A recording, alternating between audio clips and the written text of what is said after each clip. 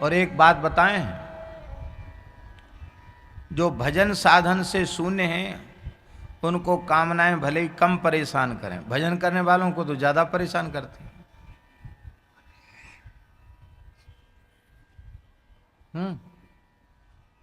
उनको कामनाएं ज्यादा परेशान करती हैं। अथवा ऐसा समझो कि उनका चित्त निर्मल होता है इसलिए उनको ज्यादा दिखाई पड़ती है।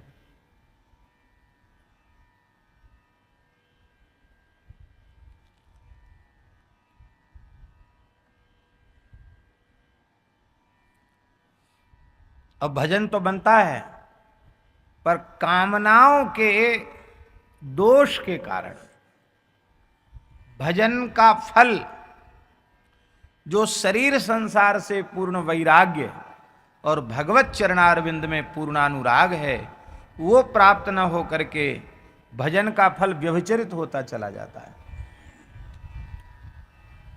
ईंट पत्थर बन जाएगा, रुपया कौड़ी बन जाएगा, और कोई कामना कहां तक कहें महाराज जी, अब हम क्या कहें। उपकार प्रियो विष्णु, भगवान उपकार प्रिय हैं। परोपकाराय सताम विभूतया, सब ठीक है, पर परोपकार उपकार की परमार्थ की जो भावना, परोपकार की परमार्थ की जो भावना है, वो भावना भी साधक को भगवत प्राप्ति से वंचित कराने वाली। इसलिए भगवान की प्राप्ति के अतिरिक्त दूसरा कोई संकल्प न करें।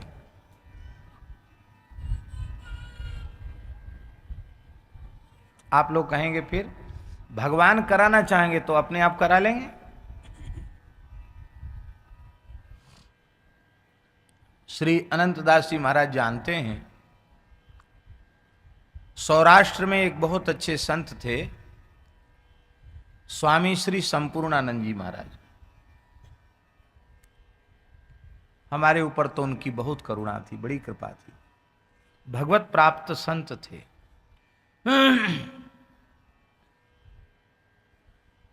जब हम पहली बार उनसे मिले तो बड़े विह्वल हो गए वो, और बोले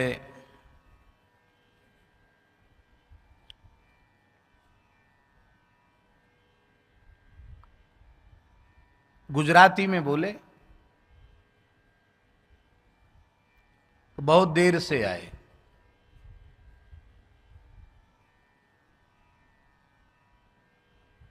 बहुत देर से आए, पहले क्यों नहीं आए।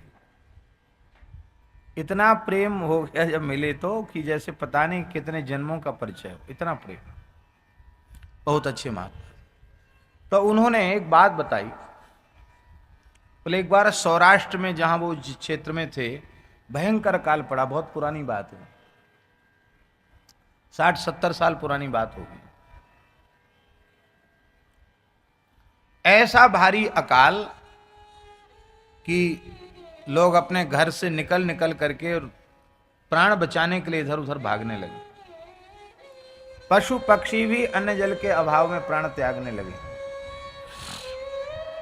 और उस समय संपूर्णानंद जी महाराज पूर्ण दिगंबर रहते थे, शरीर पर कोई सूत का धागा तक नहीं, गांव नगर में जाना नहीं, खेत खलिहान में पड़े रहना, मांगना किसी से नहीं, अपने आप जो सामने उपस्थित हो जाए आ जाए भिक्षा उसे ग्रहण करना,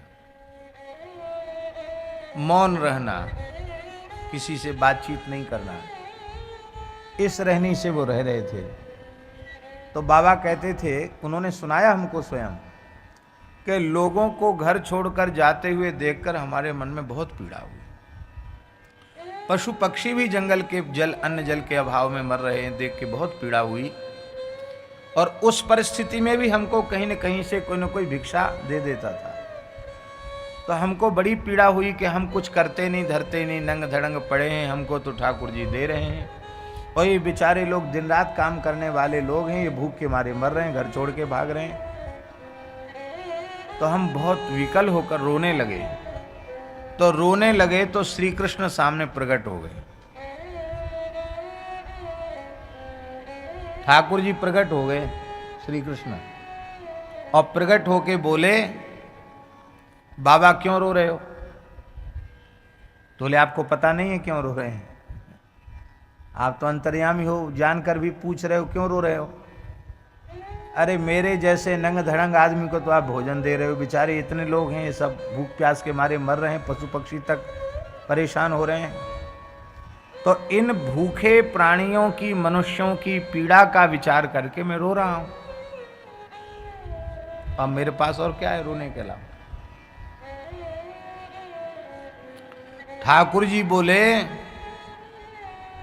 श्री कृष्ण बोले कि आप कह दो और आप संकल्प करो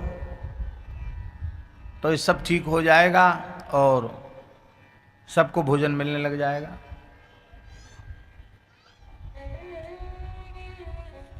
ठाकुर जी ने कहा तो हम सावधान हो गए। हमने कहा महाराज आपके संकल्प में कमजोरी आ गई क्या? आपके संकल्प में कमजोरी आ गई जो हमसे संकल्प करने को बोलते हैं। तो हम बहकने वाले नहीं हैं, हम संकल्प नहीं करेंगे, हम रोएंगे बैठ के, पर न तो हम ये कह सकते कि आप कुछ करो, आपको जो अच्छा लगे सो आप करो। रो तो सकते हैं, क्यों? क्योंकि हमें पता है आपने संकल्प किया और सारी सृष्टि बन गई, और सब कुछ आपके संकल्प से उत्पन्न हुआ है, पर आप बंधन में नहीं हो, और जीव संकल्प करते ही बंध जाता है। इसलिए आपकी कृपा से हम आपकी शरण में हैं। अब ये संकल्प विकल्प के चक्कर में हमको मत डालिए।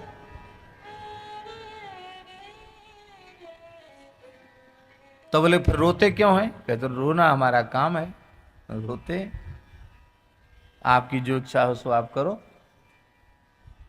तो कहते उसके बाद अपने आप लोग इकट्ठे होने लग गए, हमने तो कुछ कहा नहीं, और लोगों ने कहा कि बाबा क्षेत्र के कुछ संपन्न लोग आए, बोले बाबा ऐसे पूरा क्षेत्र खाली हो जाएगा, कौन कौन कहाँ जाएगा, तो ठीक नहीं है, चोरी बदमाशी भी बढ़ रही है, क्यों ना हो यहाँ जब तक अकाल है तब तक कुछ भूखे प्राणियों की सेवा शुरू हो जाए। हाँ, जैसी तुम लोगों की इच्छा।